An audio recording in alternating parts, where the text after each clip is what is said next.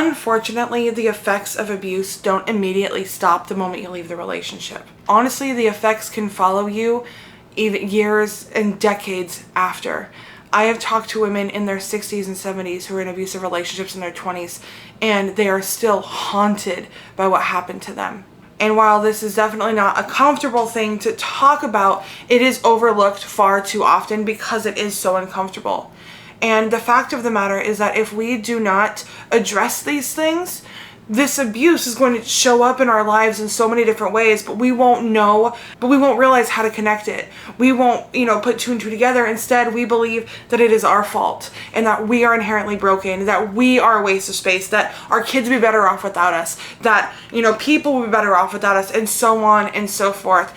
And the fact that it's so overlooked by those who are supporting and showing up for survivors and still not talked about, that infuriates me. And I truly do believe that it is not only just misinformation or a lack of information. I believe that they are not doing their job, because there are far too many people far too many survivors who are taking their lives because they feel like it's their fault. And that is not okay with me. So today we are going to have the uncomfy conversations around what it means to be a survivor and how what you've gone through follows you throughout your life. Let's get into it. The question now is how? How does abuse show up in our life? How does it bleed through? And while there are many, many ways that abuse can show up in your life, I'm just going to address a handful today because I want us to open our eyes and see that we are not as much of a problem as our brain leads us to believe, and that we are not as worthless as the abuser led us to believe. So number one, it's going to show up in your thoughts. You'll never be good enough. You can't do that. God, you're a terrible mom. You're never going to get any better. Why even bother? If you've ever thought this to yourself, this comes from the abuse that you went through.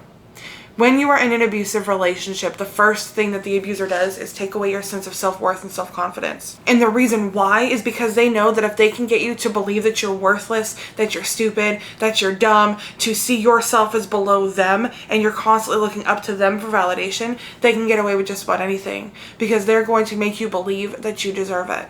And this not only is contained within the relationship, this shows up in our daily life. These voices show up when we are trying to have conversations with our kids. These voices show up when your kids do something wrong or they lash out at you. This shows up when you are finally making progress and your brain wants to shoot you down because it's scared of what's going to happen if you actually do get the success you're looking for. This shows up when you're talking to family members.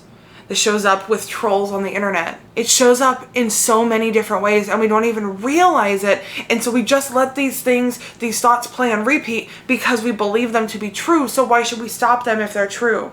But the unfortunate fact is that the longer they play and the longer you continue to let them run your mind, the stronger that belief is going to get, which means it's going to be even harder to break that belief and see the truth. Because the truth of the matter is that you are a great mom, and that you can do better, and that you can heal, and that you are not worthless, and you are deserving of love, and you are deserving of the relationship with your kids that you want to have, and you are deserving of the career you want, of the life you want. But right now, you're beating yourself up so much that feels miles away. It doesn't even feel light years away. It feels like it's so far out of sight that there's not even a reason to consider it. And these thoughts aren't just annoying voices in our heads. These thoughts lead us to hold back when it comes to being the mom that we want to be. Because if we believe we are inherently worthless, why on earth would we take the time to try to do better? Because if we believe that we are unworthy, if we believe that we're worthless, if we believe that we're God's first mistake, if we believe that we are the problem, why on earth would we try to get better? Because if we're inherently the problem, then there's no chance of getting better. So these thoughts can not only be annoying and hold you back, but these thoughts can be dangerous. Because these are the thoughts that lead people to not wake up tomorrow. These are the thoughts that leave kids without moms. Which is why it is high time to start taking control of these thoughts. What do these thoughts cause us to do or not to do? Number one, these thoughts hold us back from learning how to find and manage our triggers. Maybe you're in a conversation with your kid and you told your kid no. And your child is arguing with you. Maybe they're only 4, 5, 6 years old. And while you are trying to keep your cool, all of a sudden you just snap. and you overreact and you scream at them, you lash out at them, you do something that you regret, and then all of a sudden you're like, oh my God, I was right, I am a bad mom. If we tell ourselves that we're a bad mom, we're going to act out whatever that truth is. We're not going to show up and be the moms that we want to be. If we believe that we are inherently worthless, we could not only maybe even go back to the original abusive relationship, but we could end up in another one because we are not deserving or worthy of real love, or we believe that love is pain. We believe that love is stressful. We believe that getting beaten, that getting yelled at is just par for the course and it's normal because we believe that we're worthless and we do not deserve the love that we really want. These thoughts can cause us to hold our kids back because we are so scared of our kids getting hurt that we will shoot them down and knock them down and make them think that they're small so they never put themselves out there or risk themselves for anything, which unfortunately has the opposite effect of holding them back, of making them think that they're small and making them think that they are unworthy and undeserving of love. This is a very unhealthy, unhelpful cycle. And it's borderline, I mean, honestly, I would say it's a dangerous cycle. Because if we continue on the cycle that we've gone through, it then gets passed down to our kids. And then they don't break it, and it gets passed down to their kids. And so now we have your great-great-great-grandma, and your great-great-grandma, and your great-grandma, and your grandma, and your mom, and you, and your daughter, and your granddaughter, and your great-granddaughter, and your great-great-granddaughter, right? Passing down this cycle.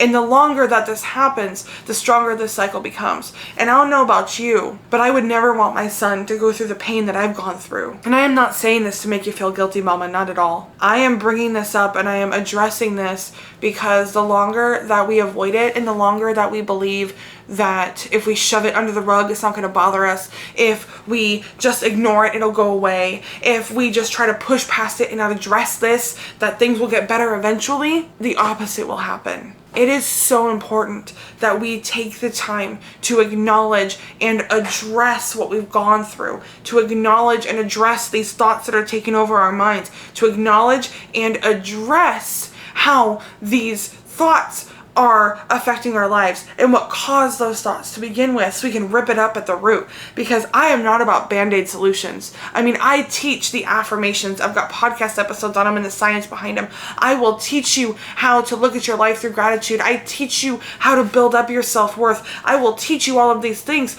but I want to do it at the root. I don't want to just give you a band-aid. I want you to have the opportunity to change not only your life, but your children's lives and their children's lives. I want you to be the cycle breaker in your family.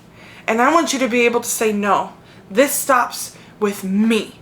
I am calling it out for what it is. I am addressing it for what it is. And I am going to end this now. I am willing to do the hard work to do what needs to be done so my kids don't have to go through what I went through. And it's so much easier said than done, but it is possible. And this is the whole reason that I created Cycle Breaker, which is my mini course. I created this course because I was like, okay, I needed to be the cycle breaker for my family. I had to call things out for what they were, and it was uncomfortable, and it was lonely, and I didn't know what to do, and I fell on my face, and then I fell backwards. I took 2 steps forward and 30 steps back. I would take 100 steps forward and then take 95 steps back, and it was so hard, but overall, I inch by inch made progress. And I was like, okay, other mamas need this. Other moms need to know that it's possible to be the cycle breaker for your family, to be the person that says the abuse is not going to follow me anymore, that the abuse is not going to follow my children and their children and their children's children. This ends here and it ends with me. Cycle Breaker is such a great way to get started now.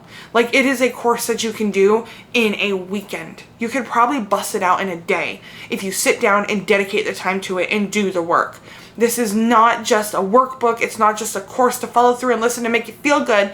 No, I'm going to walk you through step by step how to be the cycle breaker for your family. So that way the cycle of abuse and trauma ends here. For all the information on Cycle Breaker, you can check it out down in the description below. The reason why it's so important to address this, and the reason why it's so important that we begin to call this stuff out, is because if we don't, it will only get worse. We as moms have a terrible tendency of trying to stuff things down, thinking that if we ignore things, if we just keep going because we don't have time for us, if we do that, then these things aren't going to affect us, that these things aren't going to affect our kids, that these things aren't going to affect our work life. The more we ignore it, the more pressure builds. The more we ignore it, the more it's going to bleed out. As it bleeds out, you end up bleeding on those who didn't hurt you. You bleed on your kids, you bleed on your partner, you bleed on your friends, on your family members. All of this stuff is so affected by what went on in the abusive relationship. And let me tell you, I'm the first to say that it's not fair. And I'm the first to say that it's annoying as hell.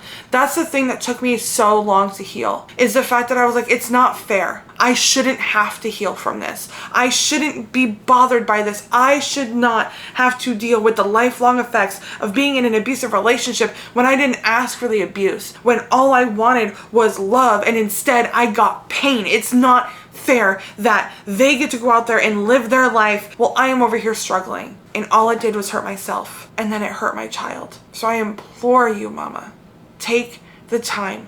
Do the work. Call yourself out. Notice these thoughts. And as you notice these thoughts, pay attention to them. Take some time, pull out a journal, write the thought at the top, and then ask yourself, where did this thought come from? And just think it through. Maybe it's something that you heard a lot from your mom, and then a teacher, and then when your abusive boyfriend said it, it just clicked and it stayed in your brain forever. Maybe it is the fact that no one told you that you were worthless, but no one showed you that they loved you. And so you believed that you just inherently weren't deserving of love. This is all so much easier said than done. And then once you find the root of that, it doesn't fix it. But then you'll be able to tell your brain, okay, this thought doesn't belong to me. This belief doesn't belong to me. It belonged to someone else and they put it on me and I chose to grab onto it. And once you're able to do that, you can begin to process and move forward. And it seems so simple, but this is what really helped me begin to dive in on my healing process, was just paying attention to what was going on in my brain. Because once it was no longer true, once I realized that it wasn't my thought, it wasn't my belief, it was someone else's, I was able to go, okay, you know what, this thought comes up a lot and it bothers me, but I don't have to be as affected by it because it doesn't belong to me. Because it's not right. It's not inherently true. If you're still here, if you're still listening to this, what I want you to do, if you're watching on YouTube, I want you to drop in the comments, I am worthy. And that's going to tell me that you not only made it to the end of this video, but you are committing to believing that. That you may not believe it right now, but you're going to believe it in the future. And you are committed to making that happen. If you are listening in your ears on the podcast, I want you to send me a DM at karleigh.lynn and just say, I am worthy. Thank you guys so much for listening. I'll see you in the next one.